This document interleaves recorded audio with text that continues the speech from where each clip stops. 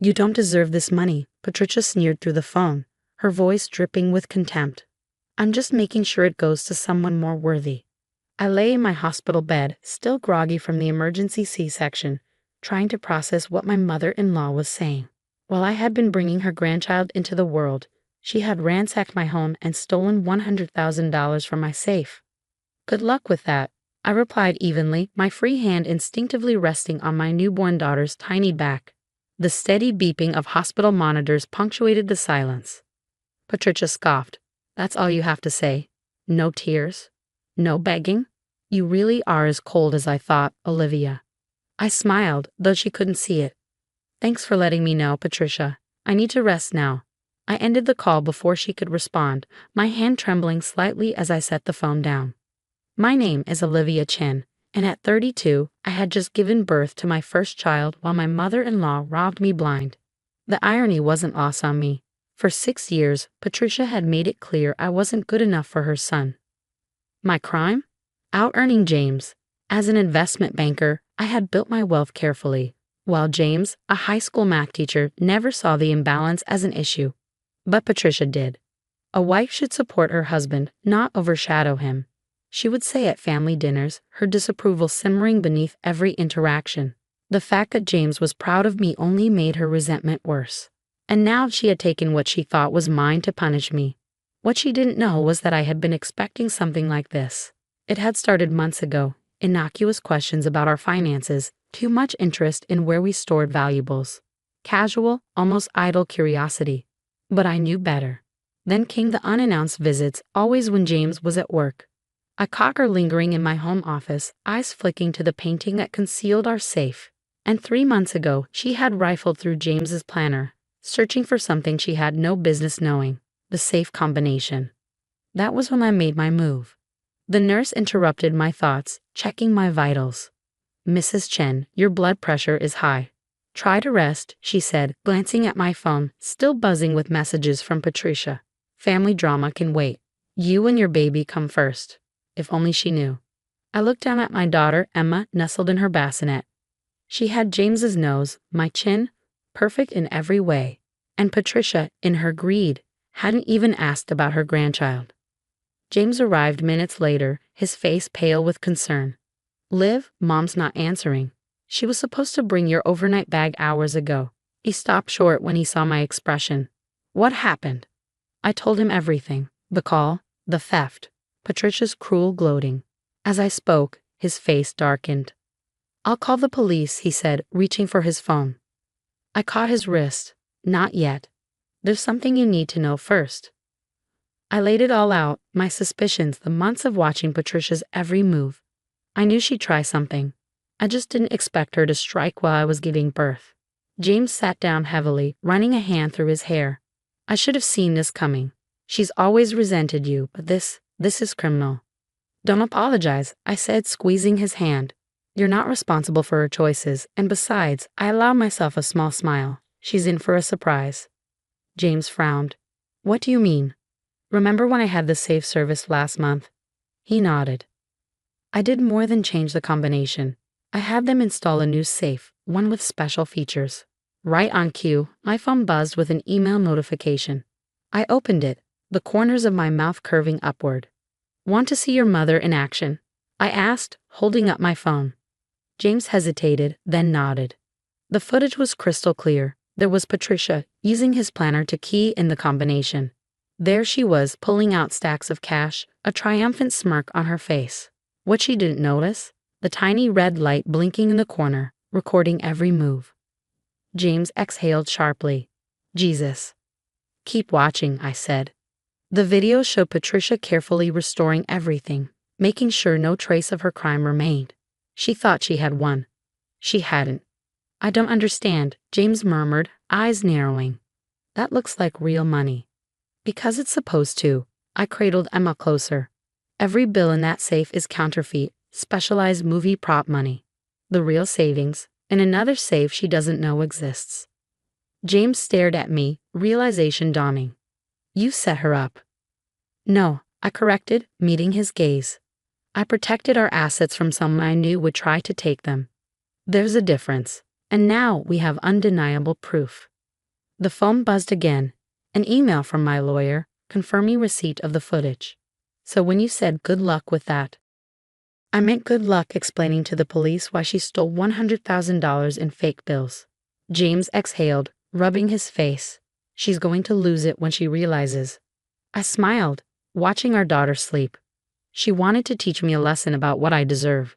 Instead, she's about to learn one herself. The first part of my plan had worked flawlessly. Now it was time for phase 2. The next morning, my phone exploded with notifications. Patricia had apparently discovered the truth about her stolen fortune and wasn't taking it well. The stream of voicemails ranged from furious to hysterical. How dare you trick me? Her first message screamed. You think you're so clever with your fake money? I'll show you what happens when you mess with me. Each subsequent message grew more desperate. By the 8th voicemail, her tone had shifted completely. Olivia, let's talk about this reasonably, she pleaded. It was just a misunderstanding. I was going to give it back, I swear. Think about the family. I played them on speaker while a police officer took notes beside my hospital bed.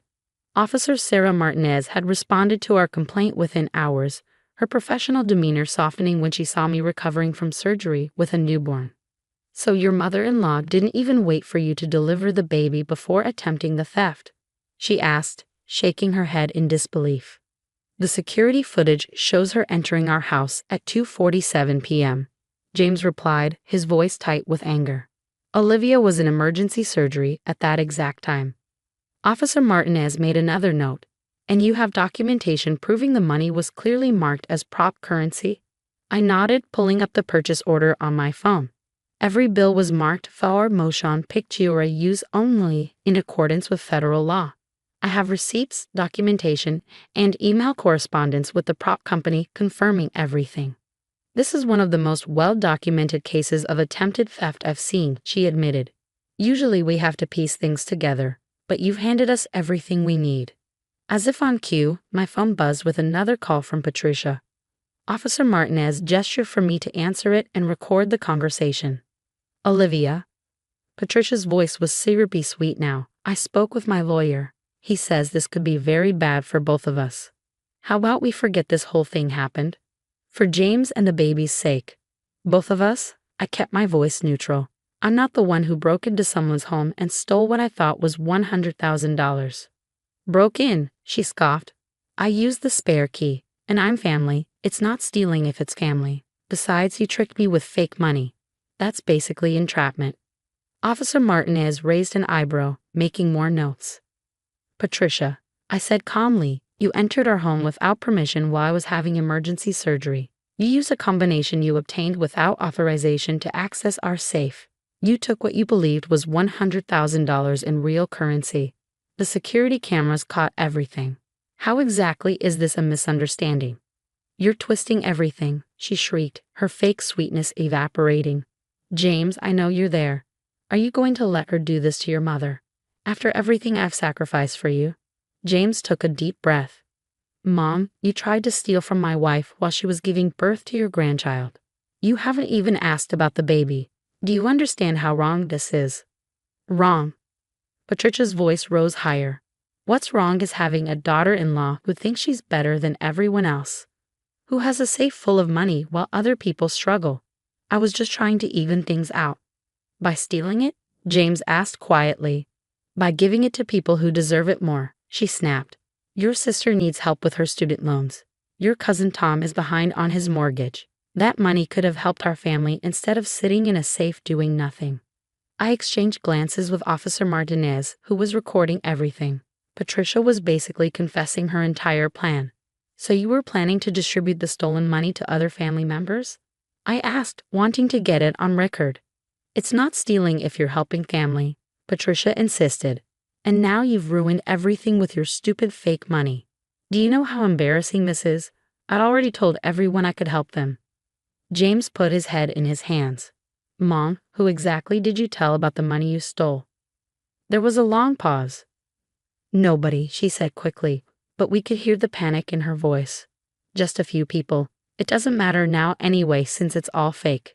This is all Olivia's fault. She set me up. No, Patricia, I said firmly. You set yourself up. You chose to break into our home. You chose to steal what you thought was real money. You chose to make promises to people about money that wasn't yours. Those were all your choices. Well, I choose to tell everyone what you did, she threatened. How you tricked me. How you set up cameras in your home to trap me. How you committed the crime of protecting my property? I finished for her. Go ahead. Tell everyone how you got caught trying to steal $100,000 while I was having emergency surgery. I'm sure they'll be very sympathetic.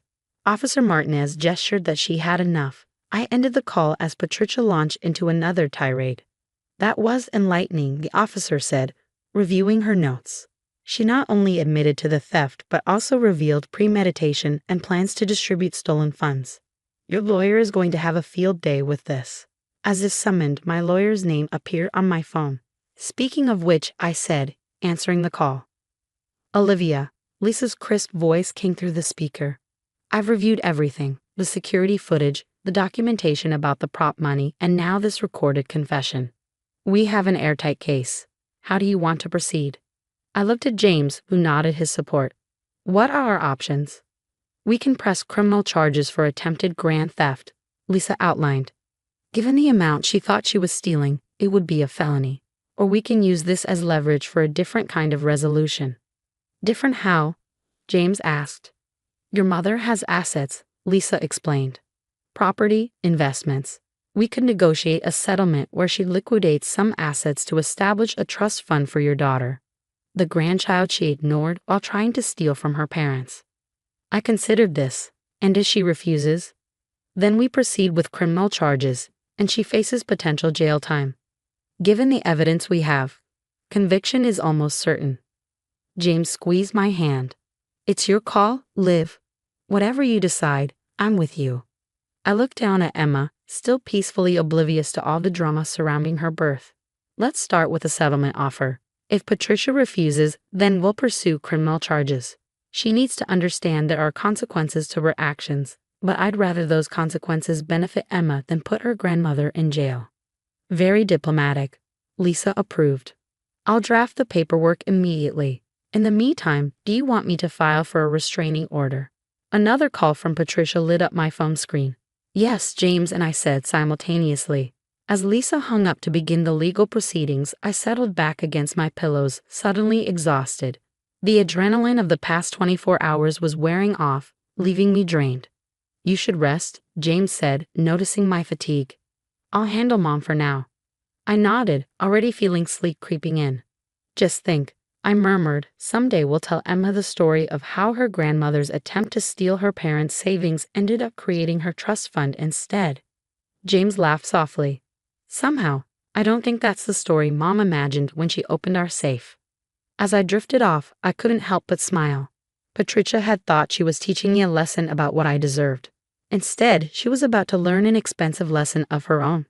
And this was just the beginning. The next week unraveled like a slow-motion disaster for Patricia, each attempt to salvage her reputation only accelerating her downfall. Ignoring the cease and desist order from our lawyer, she launched into a social media frenzy, casting herself as the wounded party. My cruel daughter-in-law set me up.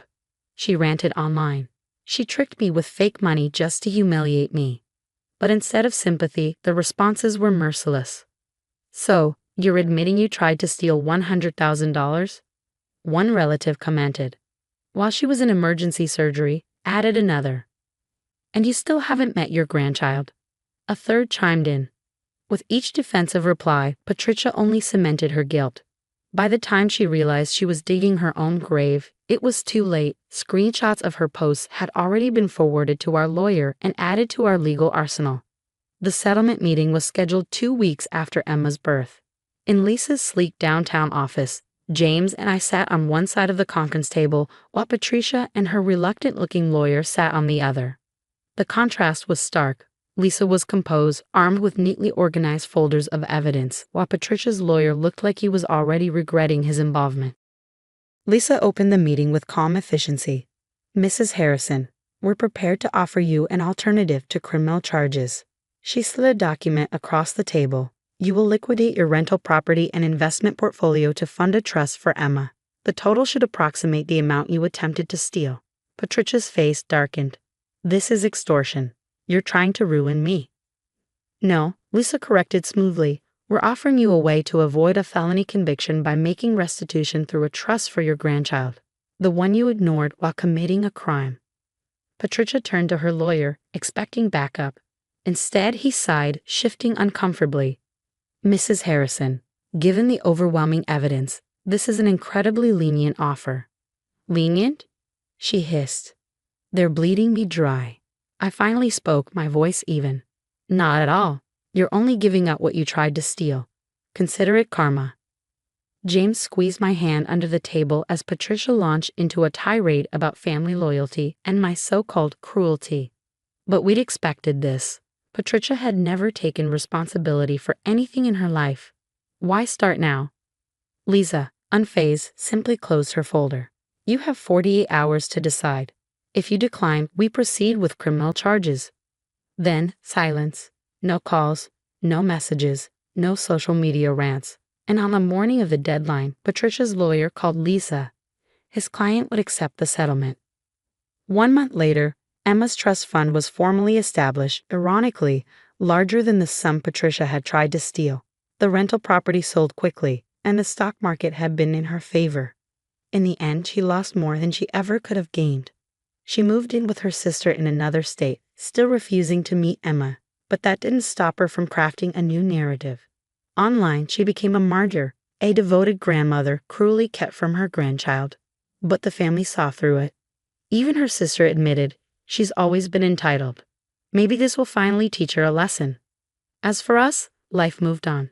Emma grew stronger each day, filling her home with laughter. The safe behind the painting remained, now empty except for the prop money.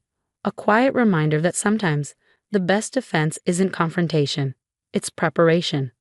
One evening, as we watched Emma sleep, James shook his head with a rueful smile. Mom always said you were too obsessed with money. But in the end, she's the one who let greed destroy her relationship with her granddaughter. I ran a gentle hand over Emma's soft curls. Sometimes people tell you exactly who they are. You just have to be ready when they do. The security cameras in the safe still blinked silently. We never needed them again.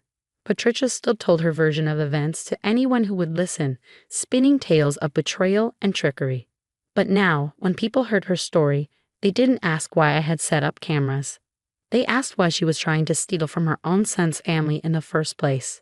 And sometimes the most damning lessons are the ones people teach themselves.